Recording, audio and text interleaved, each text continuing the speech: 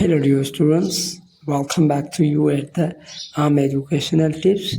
सो दोस्तों हीअ असांजो जेको आहे सो सिंधी ग्रामर जे हवाले सां हिकु चैनल ठाहियो आहे जंहिंमें असां सिंधी ग्रामर जे हवाले सां इंग्लिश ग्रामर खे सिंधी ग्रामर जे हवाले सां पढ़ाए रहिया आहियूं ताकी सिंधी भाउरनि खे सपोर्ट थिए ऐं उहे अॻिते थी इंग्लिश ग्रामर खे सही तरीक़े सां सम्झी सघनि।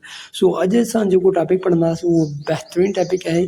असां अॼु इंग्लिश जा कुझु जेके यूसेजिस आहिनि उन्हनि जे बारे में पढ़ंदासीं। सो सभिनी सिंधी भाउरनि खे इहो ई रिक्वेस्ट असां हर वीडियो में चवंदा आहियूं त असांजे हिन चैनल खे सपोर्ट कयो ताकी सिंधी भाउर अॻिते अचनि। सो अचूं था पंहिंजे स्क्रीन ते।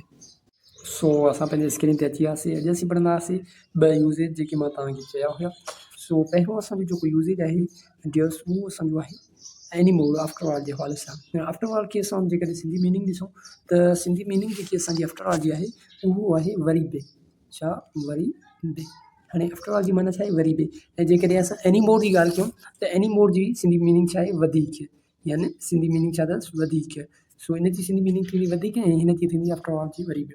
हाणे हिननि जी कंपोज़िशन जी थोरी घणी असां ॻाल्हि कयूं अगरि वरी बे आफ्टर ऑल जी, त आफ्टर ऑल जी जेकॾहिं असां कंपोज़िशन जी ॻाल्हि कंदासीं त पहिरियों असांजो छा यूसेज ईंदो आफ्टर ऑल ईंदो असांजो ए।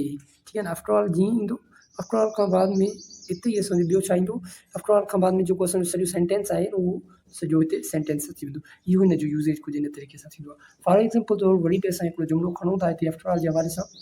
जीअं after all you are boy, after all you are boy जेकॾहिं असां ॻाल्हि कयूं after all you are boy, after all you are boy, you are boy, you are boy, after all you are boy means त वरी बि तूं छोकिरो आहीं। इहो छा आहे इहो आफ्टर ऑल जो यूसेज कुझु इन तरीक़े सां थींदो। अगरि जेकॾहिं असां ॻाल्हि कयूं वधीक जी इहो असांजो आफ्टर ऑल हाणे वधीक ते असां एनीमोर ते असां यूसेज थिए थो त एनीमोर सां कीअं थींदो। सो डियर स्टूडेंट्स एनीमोर जी जेकॾहिं असां ॻाल्हि कयूं त एनीमोर खे तव्हां अक्सर इहो विच में बि यूज़ थींदो आहे ऐं कॾहिं कॾहिं वरी लास्ट में बि यूज़ थी सघे थो। सो अचूं था एनीमोर जे हवाले सां।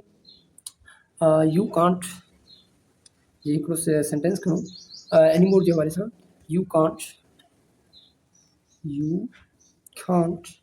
यू कैन नॉट जेकॾहिं सिधी ॻाल्हि कयूं त U can not live, U can not live, U can not live here, U can not live here anymore,